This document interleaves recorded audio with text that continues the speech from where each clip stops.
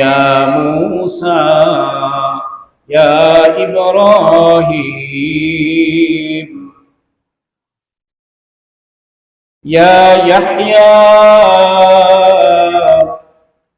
يا زكريا ওলামায়ে কেরাম আছেন এখানে ইয়া মানে হে, হে জাকারিয়া, হে ইয়াহইয়া, হে মূসা, হে ঈসা, এভাবে নাম ধরে ধরে সম্বোধন করে ডেকেছেন। কিন্তু ৩০ পারা কোরআন শরীফের ভিতরে আপনি কোথাও পাবেন না যে আল্লাহ তাআলা একটা শব্দ ব্যবহার করেছেন ইয়া মুহাম্মদ, হে মুহাম্মদ। এভাবে শব্দ আল্লাহ তাআলা ব্যবহার করেননি।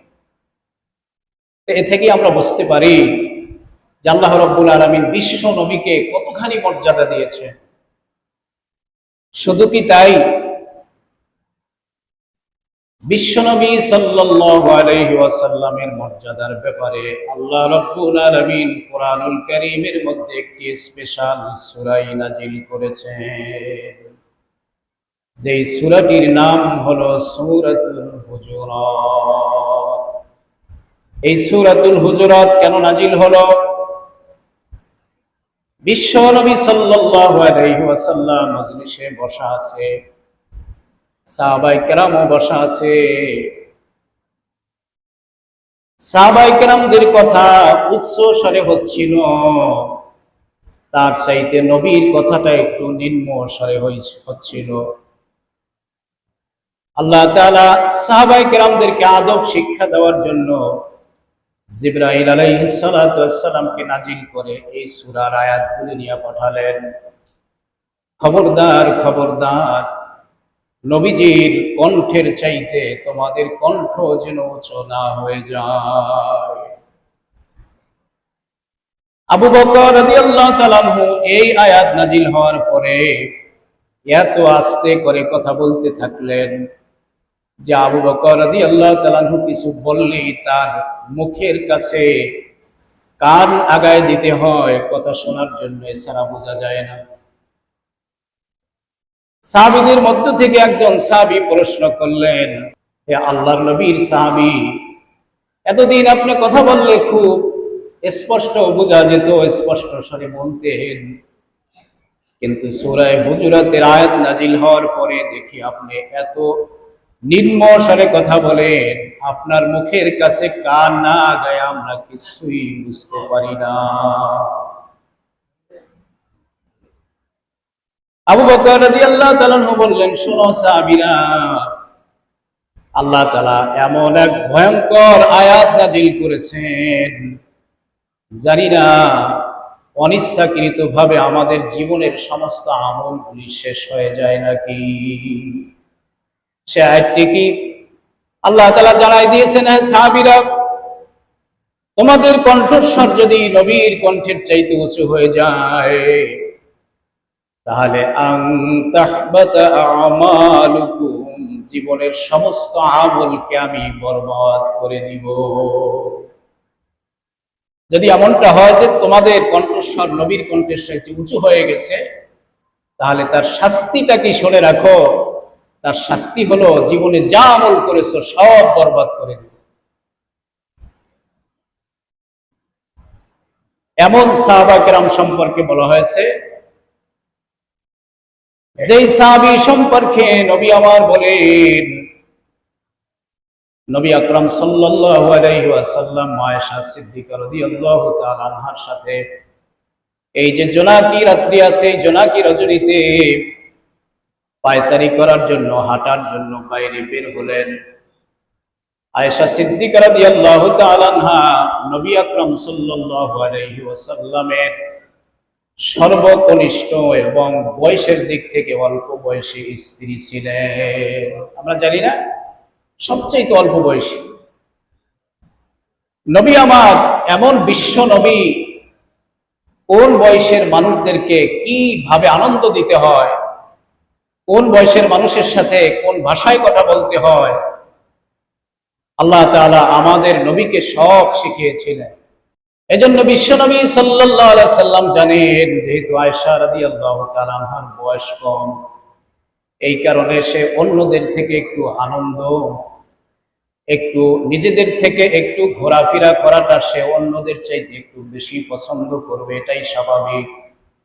এজন্য মা আয়েশা সিদ্দিকা রাদিয়াল্লাহু তাআলা আনহাকে নিয়ে জোনাকি রজনীতে যখন ঘুরতে বের হলেন তাকে আনন্দ দেওয়ার জন্য, মা আয়েশা সিদ্দিকা রাদিয়াল্লাহু তাআলা আনহা আকাশের দিকে তাকায় বললেন, ইয়া রাসূলুল্লাহ, ইয়া হাবিবাল্লাহ, আকাশের মধ্যে যতগুলি তারা দেখা যায় এই তারকা পরিমাণ আপনার কোন সাহাবীর আমল নামায় নেক জমা আছে নাকি? প্রশ্ন করলেন, প্রশ্নের জবাব আসলো, হ্যাঁ অবশ্যই আছে। আমার সাহাবী হযরত ওমর রাদিয়াল্লাহু তাআলা এর আমল নামার মধ্যে এর চাইতেও বেশি আমল জমা আছে। আমরা যদি কোনো প্রশ্ন করি, প্রশ্নের জবাবটা যদি তাড়াতাড়ি হয়ে যায় আমরা খুশি হই, কিন্তু মা আয়েশা সিদ্দিকা রাদিয়াল্লাহু তাআলা আনহার জবাব পেয়েও তিনি খুশি হতে পারলেন না, মুখটা মলিন হয়ে গেল। নবী আমার প্রশ্ন করলেন, প্রাণ প্রিয় আয়েশা, প্রশ্নের জবাব পেয়ে দেখছি তোমার মুখ মলিন হয়ে গেছে, কারণটা কি?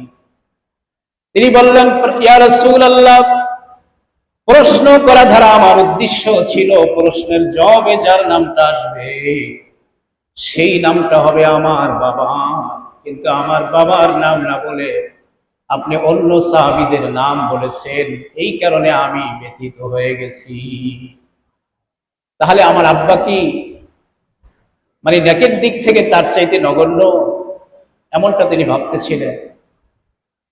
নবী করিম সাল্লাল্লাহু আলাইহি সাল্লাম বললেন, শোনো আয়েশা, মুখ মলিন করার কোনো কারণ নাই, বেজার হওয়ার কোনো কারণ নাই।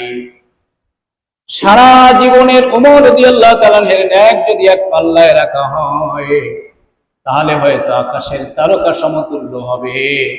আর তোমার বাবা আমার শ্বশুর আবু বকর রাদিয়াল্লাহু তাআলা এর আমলের এক রাতের আমল যদি এক পাল্লায় রাখা হয় তাহলে আকাশের তারকার চাইতে কয়েক হাজার গুণ বেশি হয়ে যাবে। প্রশ্ন দ্বিতীয়, ইয়া রাসূলুল্লাহ, ইয়া হাবিবাল্লাহ, সেই রাত্রটা কোনটা? নবীজি বলেছিলেন সে রাত্রটা হলো হিজরতের রজনী, যখন কাফেররা আমার নিজের দেশ থেকে আমাকে তাড়ায় দিয়েছিল, তোমার বাবা কাঁধে করে আমাকে গুহায় আশ্রয় দিয়েছিল। আমার আল্লাহ এতটা বেশি খুশি হয়ে গেছে, নিজের জীবন বাজি রেখে আমার হাবিবের জীবন সেভ করার জন্য যিনি এতটা কষ্ট করেছে, আমি সারা জাহানের উম্মতের চাইতে এক রাতের আমল বেশি লিখে দিলাম। এই সাহাবী ভয় করতেছেন যদি আল্লাহ রাসূলের কথার চাইতে আমার কথা উঁচু হয়ে যায় তাহলে আমার নেক যত বেশি হোক না কেন মুহূর্তের মধ্যে সব বরবাদ হয়ে যাবে। এজন্য এত আস্তে সুরে কথা বলতেছেন, তার মুখের সাথে কান লাগাই শুনতে হয় যে তিনি কি বলছেন। আল্লাহ তাআলা কালামুল্লাহ হাকিমের অন্যত্র বলেন, ওয়ারাফা'না লাকা যিকরাক, আমি আল্লাহ রাব্বুল আলামিন আমার হাবিবের মর্যাদাকে এত বেশি বাড়ায় দিলাম, এত মর্যাদা বাড়ায় দিলাম, যেখানে আমার নামের স্মরণ সেখানেই নবীর নামের স্মরণ। আল্লাহ তাআলা বলতেছেন সমস্ত ইবাদতের মধ্যে একটি ইবাদত শ্রেষ্ঠ, যেমন দিনের মধ্যে সপ্তাহের মধ্যে একটি দিন শ্রেষ্ঠ, মাসের মধ্যে একটি মাস শ্রেষ্ঠ, সব কিছুর মধ্যে যেরকম একটা শ্রেষ্ঠ আছে সমস্ত ইবাদতের মধ্যে একটা শ্রেষ্ঠ ইবাদত আছে, যে ইবাদতের নাম হইল নামাজ। আল্লাহ তাআলা এই নামাজকে ফরজ করেছেন, নামাজের ভিতরে আল্লাহর প্রশংসা করতে বলেছেন, পাশাপাশি আল্লাহ তাআলা তার নবীর উপরে দুরূদ ও সালাম প্রেরণ করার জন্য নির্দেশ দিয়ে দিয়েছেন। আল্লাহ তাআলা কত মর্যাদা বাড়ায় দিলেন। সারা দুনিয়ার ভিতরে আল্লাহ রাব্বুল আলামিন নবীর মাধ্যমে এমন একটি নিয়ম চালু করলেন, আজানের নামাজের ওয়াক্ত হওয়ার আগে মানে সময় আজান দেওয়া হয়, এই আজানের ভিতরে প্রিয় নবী সাল্লাল্লাহু আলাইহি ওয়াসাল্লামের নাম মুবারক আছে কি নাই? আছে না? আশহাদু আন্না মুহাম্মাদার রাসূলুল্লাহ।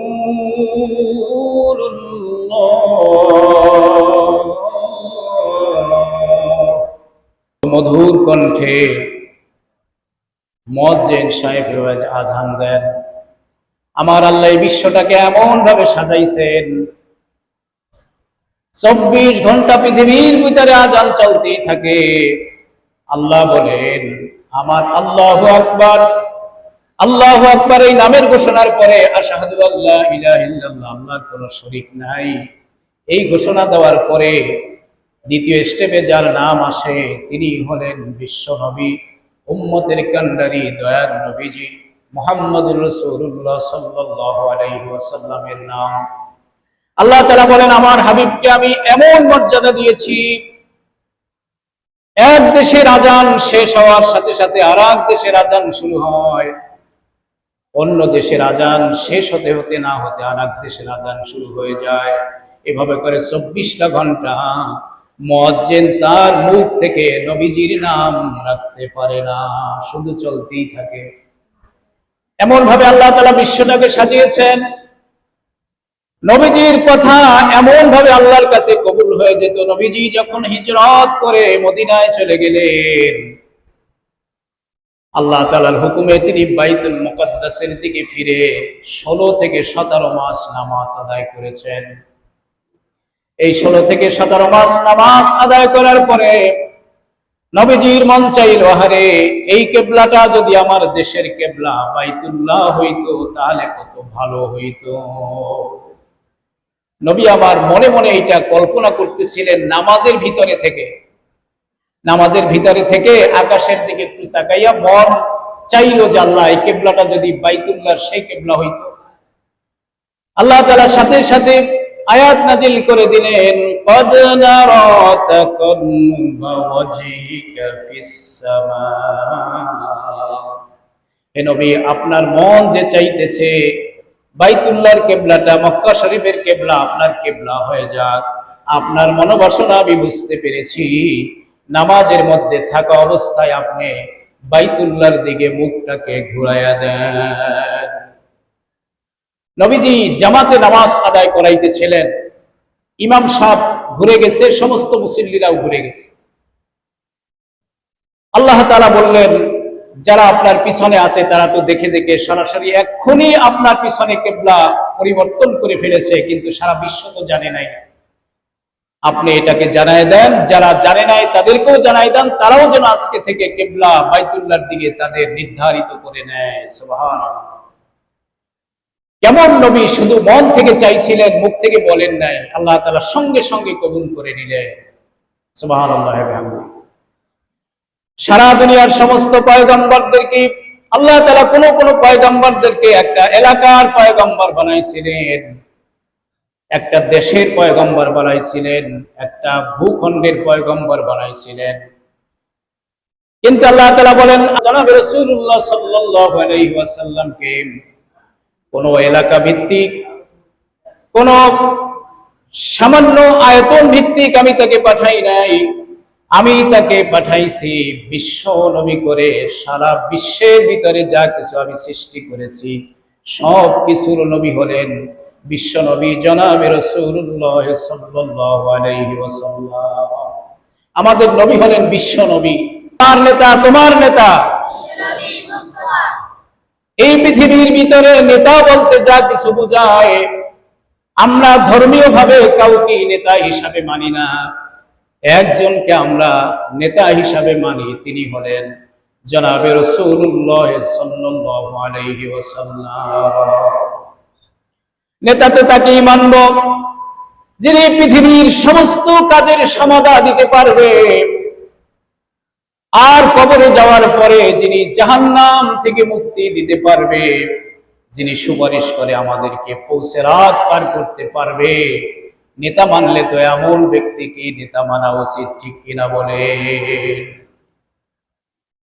আল্লাহ রাব্বুল আলামিন বলেন, ওমা আরসালনাকা ইল্লা রাহমাতাল লিল আলামিন।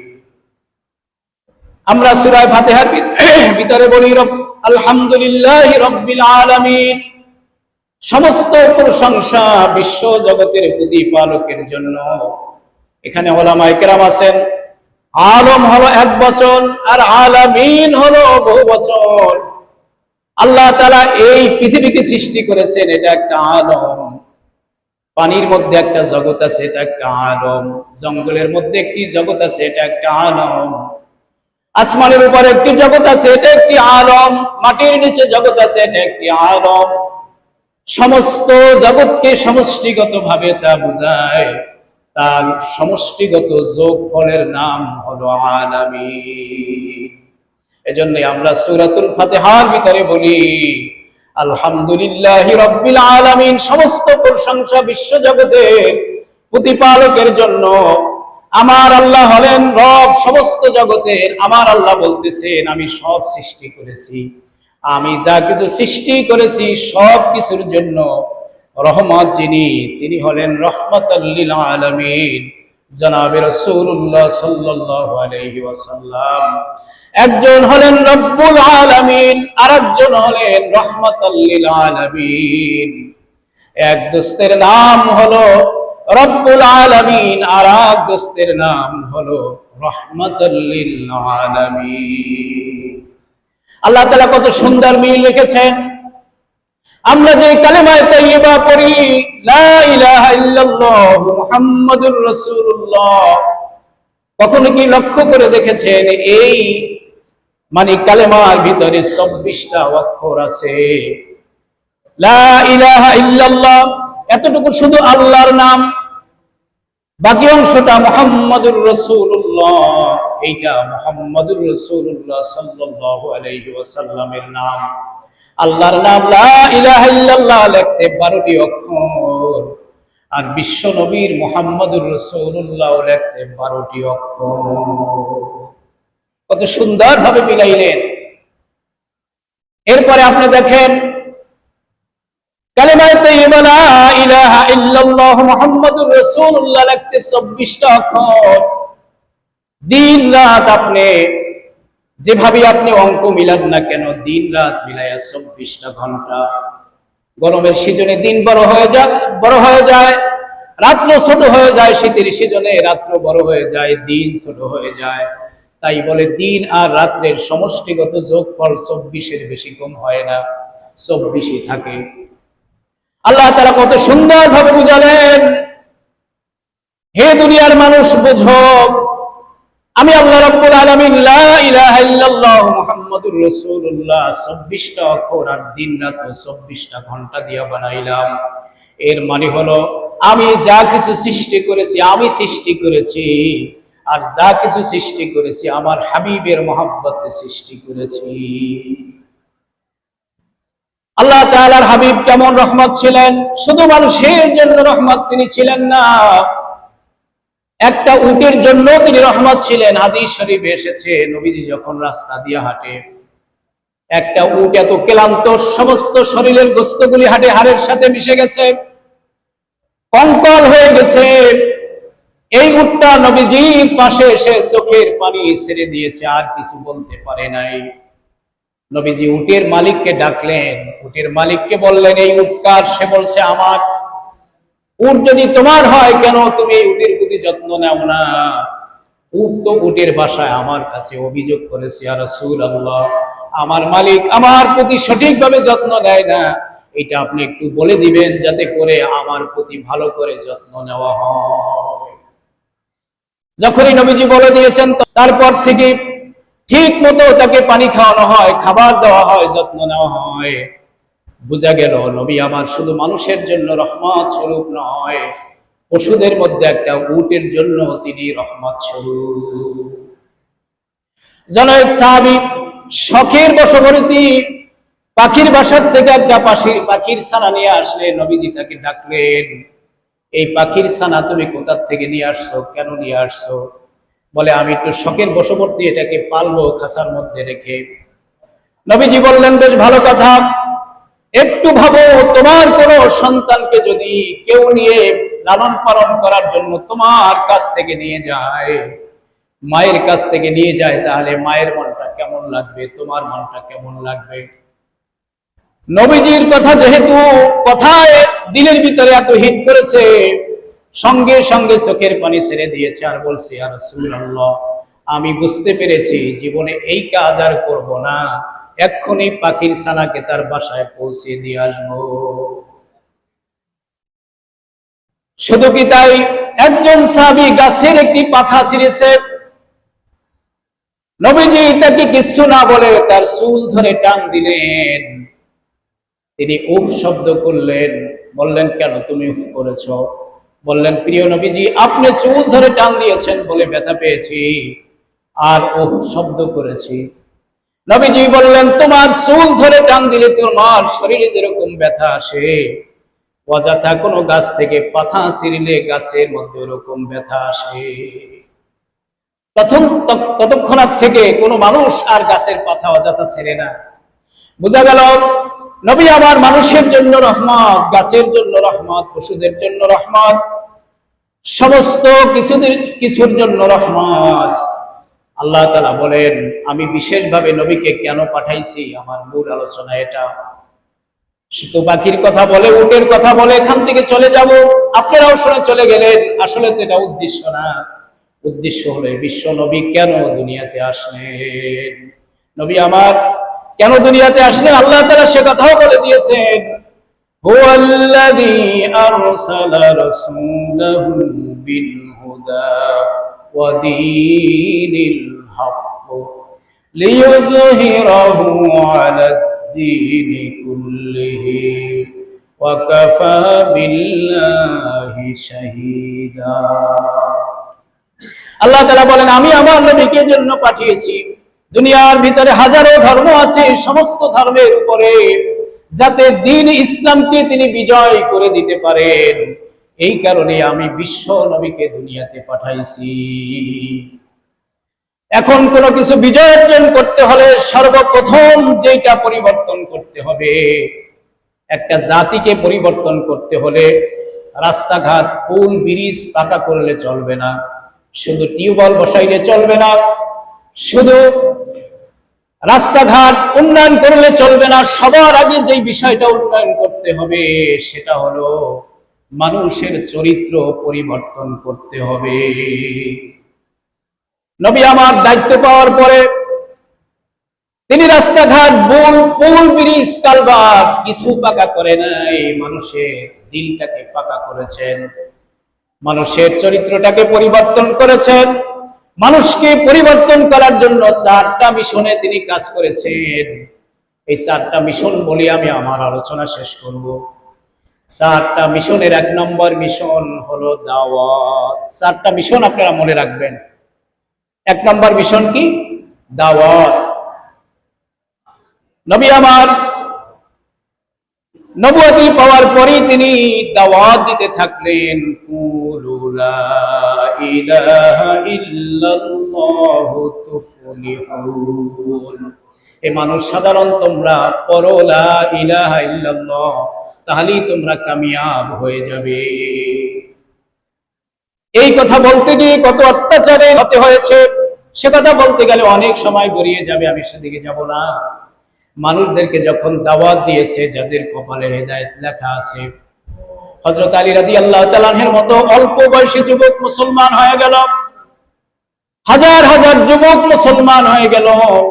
মুসলমান যখন তিনি হলেন, এখন মুসলমান হওয়ার পরে দ্বিতীয় মিশন, সেই মিশনের নাম হলো তালিম। দাওয়াত দেওয়ার সাথে সাথে মুসলমান যুবকরা এসে মসজিদে নববীতে ভিড় করেছে। এখন কেমনে নামাজ পড়তে হয়, রোজা রাখতে হয়, হজ করতে হয়, যাকাত করতে হয়, কিচ্ছু জানে না। তাহলে দাওয়াত দিয়া কি হইল? এখন তাদেরকে কি শিখাতে হবে? দ্বীন শিখাতে হবে। এই কারণে তিনি দ্বিতীয় যে মিশনটা চালু করলেন সেটা হলো তালিম। আমি যে 4টা মিশনের কথা বলবো, শেষকালে আমি এই প্রমাণ করে যাব যে এই 4টা মিশন পরিচালনা করেছিলেন শাহ বশির উদ্দিন রহমতুল্লাহ আলাই, যিনি আমাদের এই মসজিদের দক্ষিণ পাশে ঘুমানো আছেন। কারণ হলো নবীর মিশন যে উম্মত মানে মিশন মনে করে চালু করবে না, সে তো নবীর খাঁটি উম্মত হতে পারে না। আর যিনি নবীর খাঁটি উম্মত হবে না, সে তো অলি হতে পারে না, সে তো পীর হতে পারে না। সুতরাং সে যখন পীর হয়েছে, ওলি হয়েছে, অবশ্যই তার ভিতরে চারো মিশন ছিল। তিনি মানুষদেরকে দাওয়াত দিয়েছিলেন। শাহ বশিরউদ্দিন রহমাতুল্লাহ আলাইহি, আমি একসাথে নবীজির মিশন এবং শাহ বশিরউদ্দিন রহমাতুল্লাহ আলাইহির মিশন চারটার কথা বলি, শেষ করব। নবীরও যেই মিশন ছিলেন, শাহ বশিরউদ্দিন রহমাতুল্লাহ আলাইহিরও সেই মিশন ছিলেন। নবী আমার দাওয়াতি কার্যক্রম পরিচালনা করার জন্য মক্কা শরীফ থেকে স্বজাতির লোকেদের দ্বারা অত্যাচারিত হয়ে তিনি মদিনায় হিজরত করেছিলেন। শাহ বশিরউদ্দিন রহমাতুল্লাহ আলাইহি দ্বীনের দাওয়াতের জন্য তিনি কুমিল্লার শহর ছেড়ে হিজরত করে কলাপাড়া এসেছিলেন। মনে রাখবেন কথাগুলি, উল্টাপাল্টা বুঝবেন না। হিজরতের জন্য সাহাবায়ে কেরাম কষ্ট করেছেন। চারটা মিশনের শেষ মিশন হলো জিহাদ। আজকে আমরা জিহাদকে মনে করি জিহাদ হলো অস্ত্র নিয়ে যুদ্ধ করা। এটা হলো একটা ভুল ব্যাখ্যা দেওয়া। জিহাদ শব্দের অর্থ হলো নিজের যত চেষ্টা আছে সমস্ত চেষ্টা দিয়া দ্বীনের রাস্তায় অটল থাকার নাম হলো জিহাদ। আপনি আজকে ফজরের নামাজ আদায় করেছেন, আপনি জিহাদ করেছেন। আপনি জোহরের নামাজ পড়েছেন, জিহাদ করেছেন। আসরের নামাজ আদায় করেছেন, জিহাদ করেছেন। মাগরিব ইশার নামাজ আদায় করেছেন, জিহাদ করেছেন। কেন জিহাদ করেছেন? আমি বলবো এই পাঁচটা ওয়াক্ত নামাজ যারা আপনি পড়েছেন, আমি বলবো যে কোনো একটা ঝামেলা আপনার সামনে এসে হাজির হয়েছিল, আপনি সেই ঝামেলাকে পায়ে ঠেলে দিয়ে আপনি আল্লাহর ঘর মসজিদে হাজির হয়ে গেছিলেন। তাহলে এটা কি জিহাদ হয় নাই? আল্লাহর ওলি এভাবে জিহাদ করেছেন। দ্বিতীয়ত তিনি তালিমের ব্যবস্থা করেছেন। আল্লাহর রাসূল শাহ বশিরউদ্দিন রহমাতুল্লাহ আলাইহি তিনিও তালিমের ব্যবস্থা করেছেন। তালিমের ব্যবস্থা করার জন্য এই কলাপাড়া উপজেলার মধ্যে সর্বপ্রথম যেই জায়গাটা নির্ধারিত করা হয়েছে তালিম দেওয়ার জন্য, সেটা হলো নাসনাপাড়া পীর সাহেব বাড়ি। তিনি বিশাল বড় কামেল মাদ্রাসা করে নাই। আল্লাহ রাসূল সাল্লাল্লাহু আলাইহি ওয়াসাল্লাম তিনি তালিম দেওয়ার জন্য কামেল মাদ্রাসা করেন নাই। অনার্স কোন কোর্স তিনি সেখানে খোলেন নাই। বিশ্বনবী সাল্লাল্লাহু আলাইহি ওয়াসাল্লামের মাদ্রাসার নাম ছিল মসজিদে নববী। সেই মসজিদে নববীতে একদিকে যেমন নামাজ হতো, অন্যদিকে সেরকম তালিম হতো। অন্যদিকে রাষ্ট্রের বিচারও সেই মসজিদে নববী থেকে হতো। সুবহানাল্লাহ। মসজিদ শুধু আমরা এটা মনে করব না যে পাঁচ ওয়াক্ত নামাজ আদায়ের জন্য মসজিদ তৈরি করা হয়েছে। এটা তালিমের জন্য করা হয়েছে। এই যে ছাত্রদেরকে তালিম দিতেছে এখানে শাহ বশিরউদ্দিন রহমাতুল্লাহ আলাইহি মসজিদের পাশাপাশি মাদ্রাসাও তৈরি করেছেন। আপনি বিগাইতে গিয়ে দেখেন শাহ বশিরউদ্দিন রহমাতুল্লাহ আলাইহির নামে একটি হাফিজি কিরাতুল কোরআন মাদ্রাসা তৈরি করা হয়েছে। আমি সেখানে অনেকবার গেছি। গ্রামের একটি মাদ্রাসা, কিন্তু কিরাত মানে নুরানি সেক্টরে এত বেশি ছাত্র মনে হয় পটুয়াখালী শহরে দুই একটা হাতে গোনা মাদ্রাসা ছাড়া এত ছাত্র কোনো মাদ্রাসায় নাই। আল্লাহর ওলি তালিমের ব্যবস্থা করেছেন।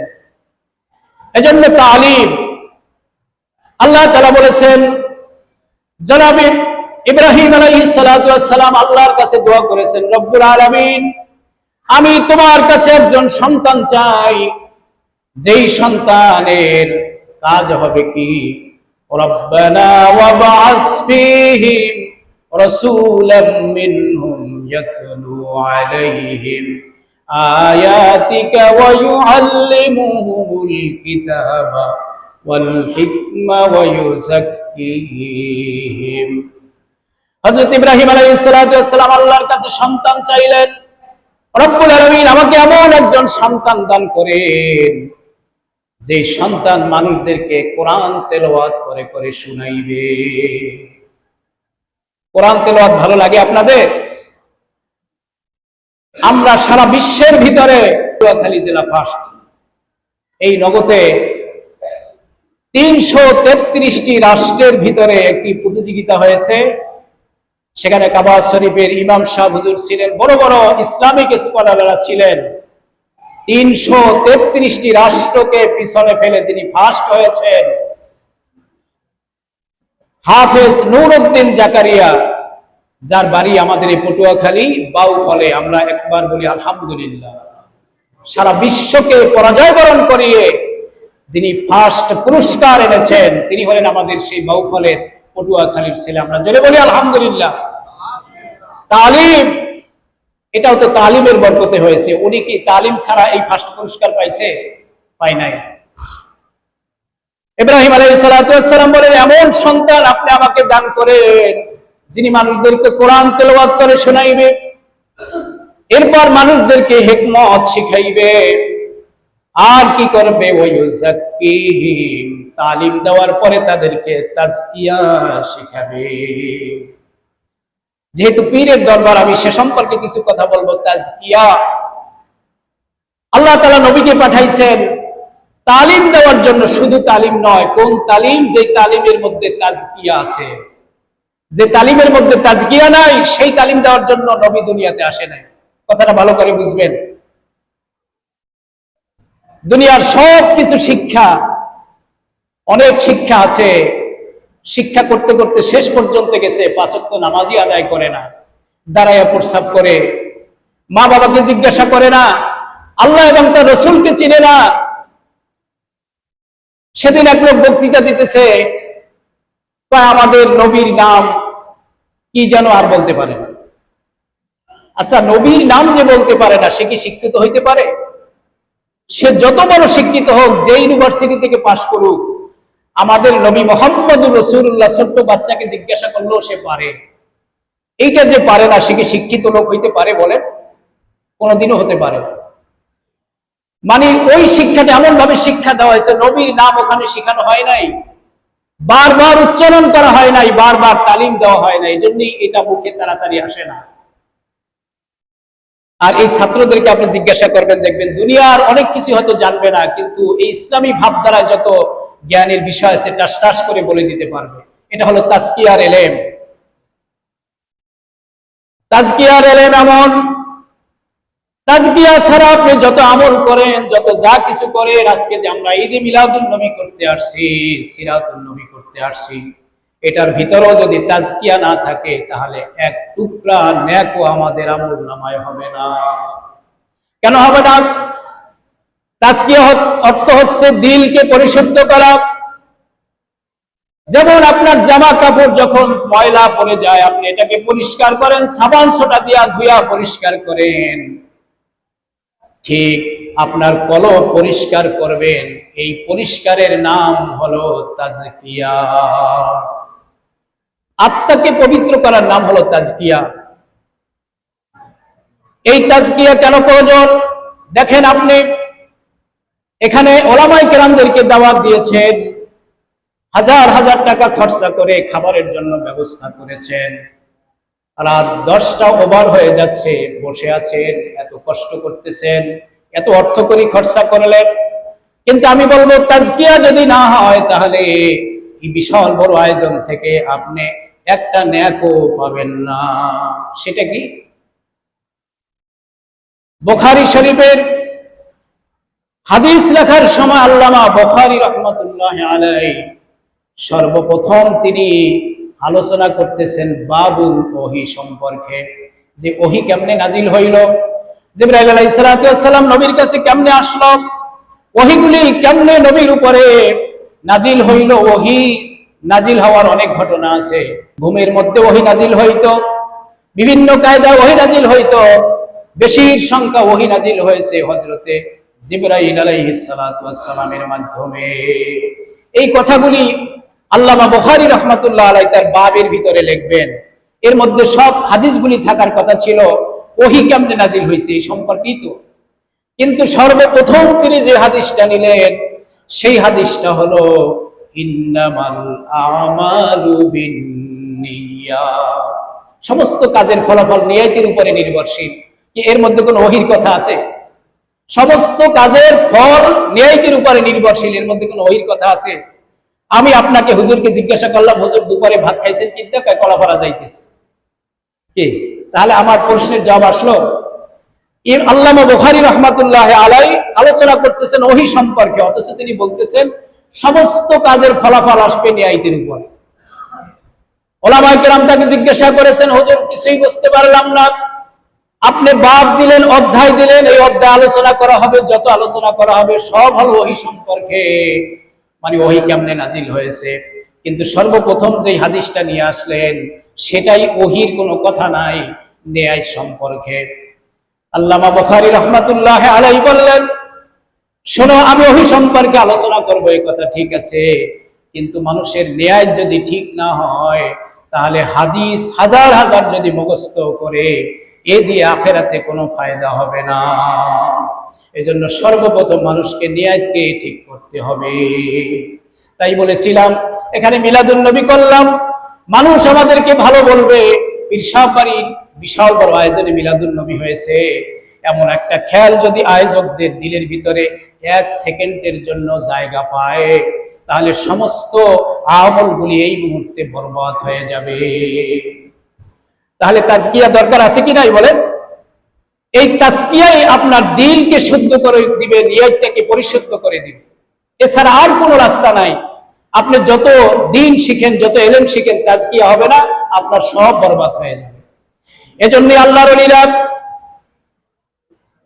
চিন্তা করেছেন, সর্বনাশ, মানুষ তো এত কষ্ট করে নামাজ পড়তেছে, রোজা রাখতেছে, হজ করতেছে, যাকাত করতেছে, কিন্তু নিয়াতের গরমিলের কারণে তার সব বরবাদ হয়ে যাইতেছে। এই কারণে আল্লাহর ওলিরা মানুষদের হাতে ধরে ধরে, পায়ে পড়ে পড়ে, দেশে বিদেশে সফর করে করে মানুষদেরকে তাজকিয়া শিখিয়েছে। আল্লাহর ওলিদের দরবারে মানুষ এজন্যই যেত। জনক আল্লাহর ওলির দরবারে এক বাদশা গেছে, হুজুর আমাকে মুরিদ বানায় দেন। মুরিদ বানানো হলো, এখন তাকে কেমনে তাজকিয়ার সবক দেওয়া হবে। বাদশাকে বলছেন, আমার বিশাল বড় দরবারে লাকড়ির অনেক প্রয়োজন, জঙ্গল থেকে তুমি লাকড়িটা এনে দিবে। আর অন্য মুরিদদেরকে বলছেন, ও লাকড়ির বড় বড় আটা ওর মাথায় বেঁধে দিবা, আর যখন নিয়ে দরবারে আসবে ওর মাথার থেকে সহজে মানে লাকড়ির আটাটা নামায় রাখবা না, যত অনুনয় বিনয় করবে একটু লেট করবা, দেখবাও কি করে। যখন লাকড়ির আটা নিয়ে দরবারে আসলো, তিনি বলতেছেন, তাড়াতাড়ি আমার মাথার থেকে লাকড়ির বোঝা নামাও, সহ্য করতে পারি না, ঘাট ধরে গেছে।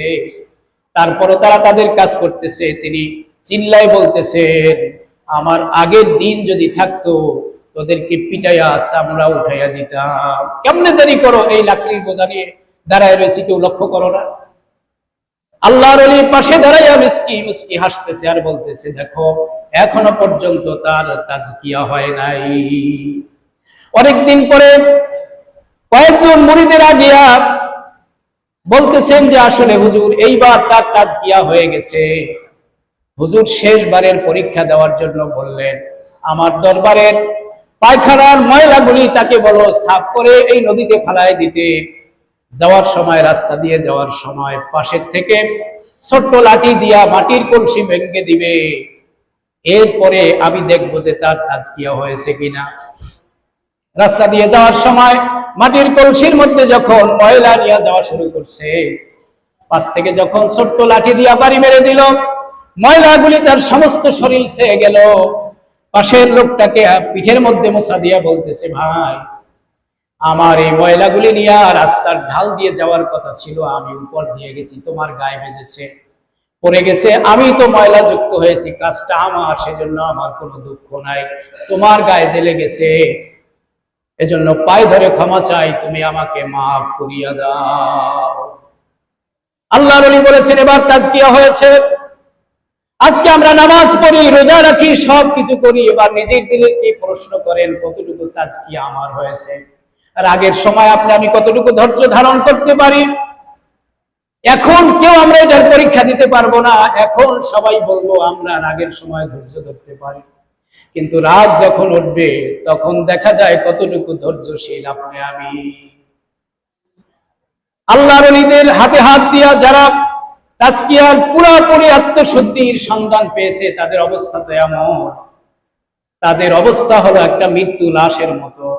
মৃত্যু লাশকে আপনি ডান দিকে কাত করেন, সে বলে না এদিকে কাত করতেছো ব্যথা পাচ্ছি, বাম দিকে কাত করতেছো ব্যথা পাচ্ছি, উঠে বসাইতেছো ব্যথা পাইতেছি, জোরে মাজন দিতেছো ব্যথা পাইতেছি, কিছুই সে বলে না। সব ধৈর্য সহকারে সে মানে বরণ করে নিতেছে, বলতে চাইলেও সে বলতে পারে না। মারিফাতের কিতাবে কথাই বলা হয়েছে, একজন আল্লাহর ওলির হাতে হাত দিয়ে একজন মানুষ পরিশুদ্ধ হয়েছে কিনা তখন বোঝা যাবে আল্লাহর তরফ থেকে যত মুসিবত আসে সে নাও বলে না, হাও বলে না, সে বলে ইন্না লিল্লাহি ওয়া ইন্না ইলাইহি রাজিউন। মাওলা, আমি তোমার, তুমি আমার, তোমার তরফ থেকে যত বিপদ এটি আমি সাদরে গ্রহণ করলাম, আমি রাজি আছি। এজন্য তাজকিয়া আমাদের অবশ্যই অর্জন করতে হবে। এই দরবারে যারা আল্লাহর ওলির হাতে হাত দিয়ে যারা মুরিদ হয়েছে, আমি একজন মুরিদের কথা বলবো, যিনি শরীয়তপুরে যার বাড়ি ছিল, 130 বছর বয়স হয়েছে। এই বড় মামার সাথে তাদের বাড়িতে আমরা খানা খেয়েছি, গেছি। বাজারের মসজিদে আসতে তার বাড়ির থেকে একটা খাল পার হতে হয়, ব্রিজ নাই, নৌকা নাই। খানা খাওয়ার পরে তার সাথে কথা হলো, তিনি বলতেছেন আমি শাহ বশিরউদ্দিন রহমাতুল্লাহ আলাইহির মুরিদ। হুজুরের হাতে হাত দেওয়ার পরে হুজুর যতদিন থেকে আমাকে বলে দিয়েছে, বাবা যত কষ্ট হোক জামাতে নামাজ ছাড়া যাবে না।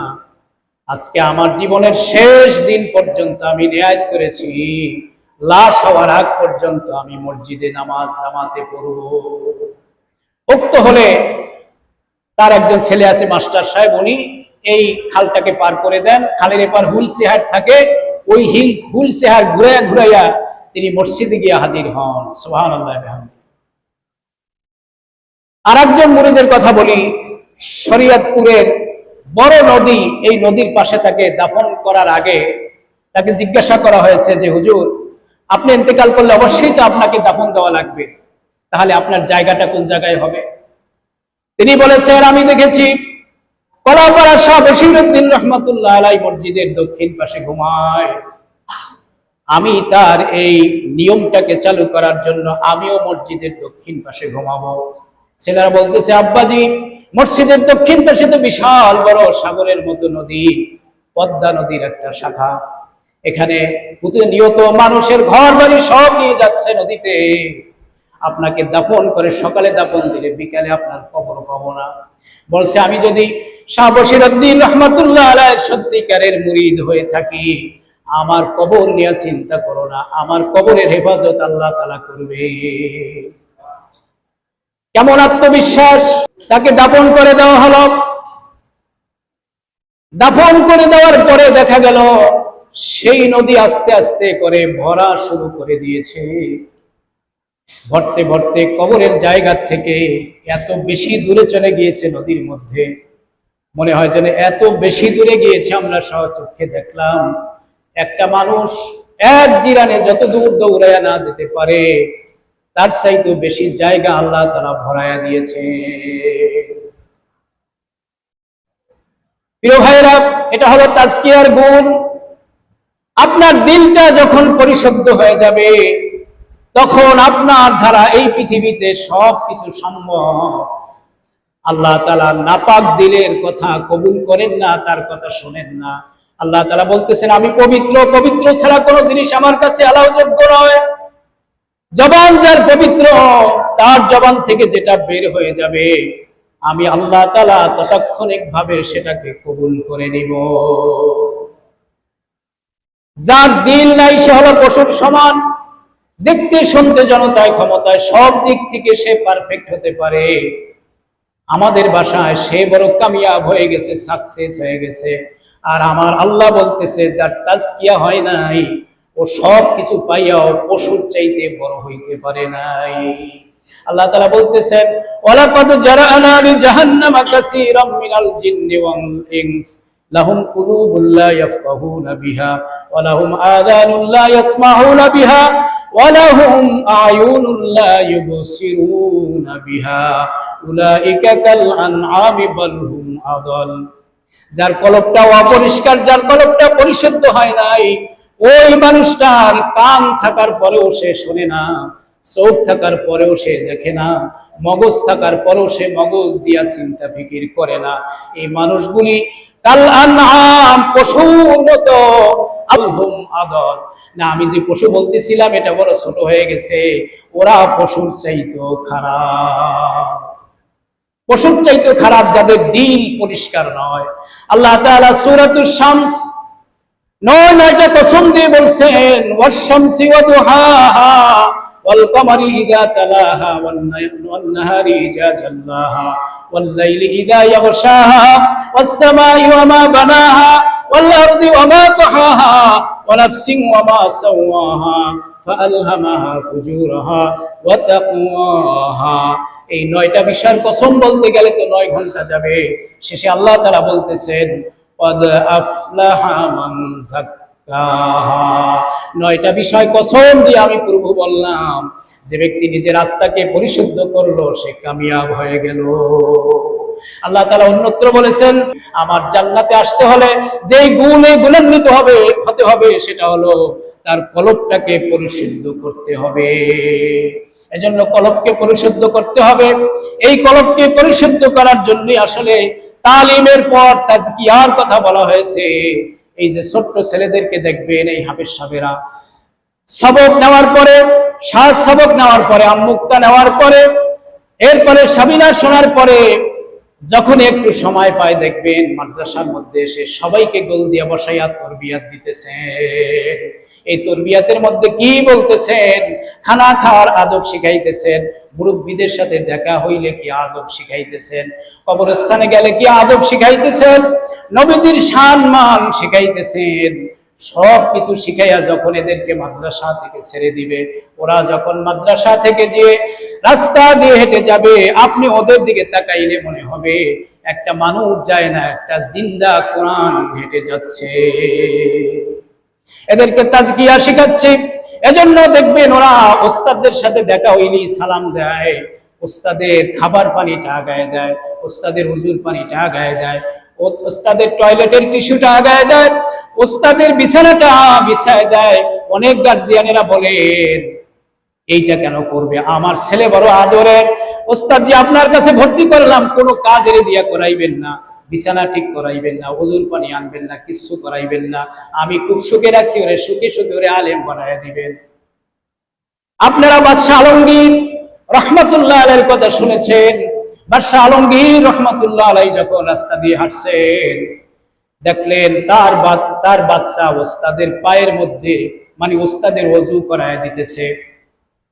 এই দৃশ্য দেখে ওস্তাদও বাদশাকে দেখছেন, বাদশাহ ওস্তাদকে দেখছেন, কিন্তু কিছুই বলেন নাই। দরবারে গিয়া এই ওস্তাদকে ডেকে পাঠালেন, দরবারে নিয়ে যাওয়া হলো। তিনি ভয় পাইলেন, সর্বনাশ, আমি বাদশার ছেলেকে দিয়া ওযু করাইছি, আমার খেদমত করাইছি, মনে হয় যেন বাদশাহ আমাকে এটা জিজ্ঞাসা করবেন। তিনি খুব ভয় বিহ্বল হয়ে সামনে গেলেন। তিনি তার চেহারা দেখে বুঝতে পারলেন, হুজুর আপনার চেহারার মধ্যে চিন্তা দেখা যাচ্ছে, আপনার মুখ মলিন কেন? বলছেন, বাদশা নামদার, আমাকে ক্ষমা করে দিবেন, আপনার সন্তানকে দিয়া আমি খেদমত করিয়েছি। বলছেন, এজন্য আমি বেজার হই নাই, তবে একটা কারণে বেজার হয়েছি। আমি এখানে দাঁড়ায় দেখলাম ওযুর সময় হাত আপনার ধোয়ায় দিয়েছে, মাথা মাসে করায় দিয়েছে, আপনি বৃদ্ধ মানুষ, সব করায় দিয়েছে, কিন্তু পাও দুইটা আপনি নিজে কেন ধুইলেন? আমার সন্তানকে দিয়া কেন পাও ধোয়াইলেন না? শিক্ষাগুরুর মর্যাদার ব্যাপারে একটা কবিতা হয়ে গেল। এখানে যারা আমরা বাংলা শিক্ষিত আছি, এই কবিতা না পড়ে কেউ শিক্ষিত হতে পারেন নাই। আল্লাহ তাআলা এই মর্যাদা, শিক্ষকের যে কি মর্যাদা যদি দেখতে হয়, বুঝতে হয়, সময় নিয়ে হাফিজি মাদ্রাসায় 10টা মিনিট থাকিয়ে একজন ওস্তাদ 50 জন ছাত্র পড়াচ্ছে, ওখানে ছাত্র আছে, মানুষ আছে নাকি বোঝা যায় না। একজন হুজুরের এক কমানে সব ঠান্ডা হয়ে গেল। এটা কেন? কোরআনের তাজকিয়া তাদের ভিতরে ঢুকেছে। তাজকিয়া ঢুকাবার কারণে ওই সমস্ত ছাত্রগুলি সব আদববান হয়ে গেছে। এজন্য তাজকিয়ার বড় প্রয়োজন। শেষে যে বিষয়টা নবীজি শেষ মিশনটা নিয়ে তালিম দিয়েছেন সেটা হলো জিহাদ। আগেই বলছিলাম, জিহাদ বললে গা শিউরে ওঠে। ওই বুঝি কেউ অস্ত্র নিয়ে বাইরে হলো। জিহাদ শুধু অস্ত্র নিয়ে নয়, নবীজির জামানায় অস্ত্র নিয়ে জিহাদ করার প্রয়োজন ছিল, তাই তিনি অস্ত্র নিয়ে জিহাদ করেছেন। নবীজির জামানায় এটা ছাড়া আর কোনো বিকল্প পথ খোলা ছিল না, কারণ জিহাদ তো সেটাকেই বলা হয়, শত্রুপক্ষ আপনাকে যেটা নিয়ে হামলা করতে আসবে আপনিও সেটা নিয়ে হামলা করবেন, এটাই হলো জিহাদ। কথার মধ্যেও জিহাদ হয়, ইসলামের ব্যাপারে আপনি কথা কাটাকাটি করলেন, হকের ব্যাপারে এটাও জিহাদ, নামাজ পড়লেন এটাও জিহাদ, হজ করলেন এটাও জিহাদ, সব কিছু করলেন এটা জিহাদ। আল্লাহ তাআলা বলতেছেন ওয়াল্লাযীনা জাহাদু ফীনা লানাহদিয়ান্নাহুম সুবুলানা। বান্দা তুমি যদি আমার রাস্তায় জিহাদ করো, চেষ্টা করো, আমি শুধু একটা রাস্তা নয়, আমি আল্লাহ তাআলা হাজার হাজার রাস্তা বের করে দিব। এজন্য চেষ্টা করতে হবে, বেশি থেকে বেশি আল্লাহকে পাওয়ার জন্য চেষ্টা করতে হবে। তাহলে কি হবে? আল্লাহ তাআলা বলেন বান্দা তুমি যদি আমার দিকে 1 বিঘাত অগ্রসর হও, আমার রহমত তার তোমার দিকে 1 হাত অগ্রসর হবে। তুমি হেঁটে হেঁটে আসতে থাকো, তাহলে আমার রহমত তোমার দিকে দৌড়াইয়া যাইতে শুরু করবে। এজন্য আমরা একদম শেষের দিকে এসে গেছি, আমরা দোয়া করব, দোয়ার সময় আল্লাহর কাছে বলবো রব্বুল আলামিন আমাদেরকে দ্বীনের রাস্তায় বেশি বেশি চেষ্টা মুজাহাদা করার তৌফিক দান করে দাও, যেমনটা চেষ্টা করেছিলেন হযরতে বশিরউদ্দিন রাহমাতুল্লাহি আলাইহি। এমন একটা সময় জায়গায় এসেছিলেন, দোকান ছিল না, কেমন জানি একদম বিবি হাজেরা যেরকম তার সন্তান হযরতে ইসমাঈল আলাইহিস সালাতু ওয়াস সালামকে নিয়ে এমন একটা নির্জন এলাকায় ছিলেন, দোকান ছিল না, পাট ছিল না, মরুভূমি এলাকার ভিতরে তিনি ছিলেন। ইব্রাহিম আলাইহিস সালাতু ওয়াস সালামকে জিজ্ঞাসা করলেন আপনি কেন আমাদেরকে এখানে রেখে যান? পয়গম্বর আকাশের দিকে ইশারা করে বললেন এটা আমার কোনো ইচ্ছা না, এটা আল্লাহর তরফ থেকে অর্ডার পেয়েছি। অমনি শান্ত হয়ে গেলেন, যদি আল্লাহর তরফ থেকে এই সিদ্ধান্ত হয় আল্লাহ তাআলা খাবারের ব্যবস্থা করবেন, লোকালয়ের ব্যবস্থা করবেন, শহরের ব্যবস্থা করবেন, আল্লাহ তাআলা সবকিছুর ব্যবস্থা করে দিয়ে আমাদেরকে লালন পালন করবেন, ব্যবস্থা তাই হয়ে গেল। তো পীর সাহেব হুজুর এমন একটি অবস্থা এখানে এসেছিলেন, দোকান ছিল না, পাট ছিল না, জঙ্গলে ভরা, বাঘ ভাল্লুকে ভরা একটি স্থান ছিল। আল্লাহ তাআলা এমন এক শহর করে দিলেন, কিয়ামত পর্যন্ত এই দরবার জারি থাকবে, আর এখানে যারা আসবে আল্লাহ তাআলা তাদের জন্য হেদায়েতের জরিয়া বানায় দিবে। এজন্য আমরা শেষ করব, শেষের আগে এখানে যারা দুনিয়া থেকে বিদায় হয়েছেন আমরা খাস করে তাদের জন্য দোয়া করব। আল্লাহ তাআলা এক এক মানুষকে এক এক গুণ দান করেছিলেন। যেমন আমাদের মেজ মামা, মহসিন মামা, যাকে আমরা হিসাবে চিনতাম, আল্লাহর বান্দা, বেশি থেকে বেশি কোরআন তেলাওয়াত করতেন। আমরা সেই কোরআন তেলাওয়াত আমরা অনেকে করতে পারি না। তার একটা টার্গেট ছিল যে মাসে দোকান দিতে, আর কাস্টমারের কাজ, কাস্টমার এরকম আসতো, দেখতো, উনি কোরআন তেলাওয়াত করতে থাকতেন, বাসায় কোরআন পড়তেন। এই দরবারের অনেক খেদমত তিনি করেছেন। আল্লাহর ওলির প্রতি তার যথেষ্ট ভক্তি শ্রদ্ধা ছিল। আল্লাহর বান্দা দুনিয়া থেকে চলে গেছেন, তার স্ত্রীও খুব পাশাপাশি সময় চলে গেছেন। ছোট মামা আলেমদের যথেষ্ট খেদমত করেছেন। এখানে যত আলেম ছিলেন, মসজিদে ইমাম ছিলেন, তিনি সকলের খেদমত করেছেন, খানা খাওয়াইছেন। ছোট মামানি অনেক খেদমত করেছেন এই আলেমদেরকে। যেহেতু তারা ইন্তেকাল হয়ে গেছেন, তাদের কথা স্পেশাল ভাবে বললাম। আরো অনেকে খেদমত করেছেন, বড় মামা, বড় মামানি, তারাও খেদমত করেছে। এজন্য আমরা তাদের জন্য খাস করে দোয়া করব। এই খেদমতের আঞ্জাম যারা দিয়েছেন, বিশেষ করে শেষ সময় ছোট মামায় এই মাদ্রাসাটাকে নিয়ে অনেক কষ্ট করেছেন।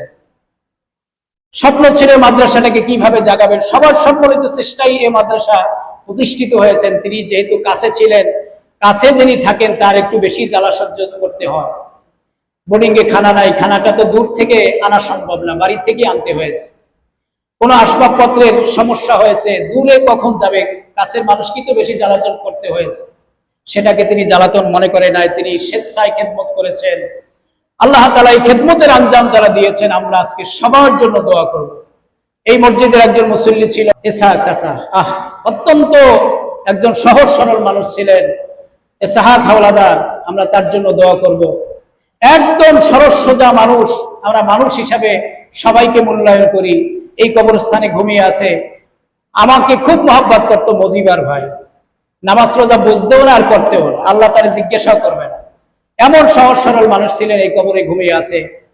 এই সহ পিরসা হুজুর, তার নাতি, তার ছেলেরা, তার মেয়েরা, তার স্ত্রী, যারা এখানে ঘুমিয়ে আছে, আমরা ছোট থেকে বড় সবার কথা বললাম।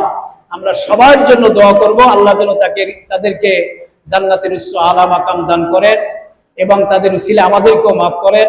ওয়া আখিরি দাওয়ানা আলহামদুলিল্লাহি রাব্বিল আলামিন। আসসালামু আলাইকুম ওয়া রাহমাতুল্লাহি ওয়া বারাকাতুহু।